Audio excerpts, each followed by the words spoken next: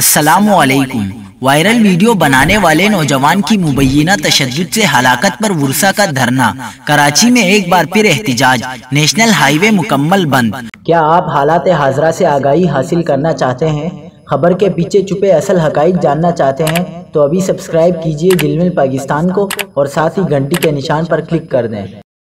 آپ کو بتاتے چلیں کہ ملیر سے ناظم جوکھیو نامی شہری کی لاش ملنے کے بعد اس کے لواحقین نے نیشنل ہائی وے پر شدید احتجاج کیا ہے اور ہائی وے کو دونوں ٹریک سے بند کر دیا۔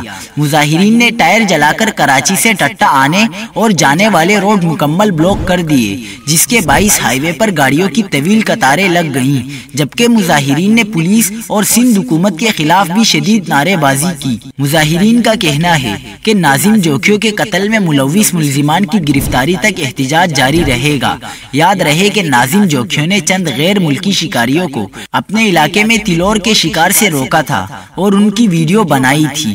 کراچی پولیس نے نوجوان پر مبینہ تشدد کے بعد قتل کے الزام میں پاکستان پیپلز پارٹی کے رکن اسمبلی جام اویس گوہرام جوکھیو اور ان کے ملازمین کے خلاف قتل کا مقدمہ درج کیا تھا۔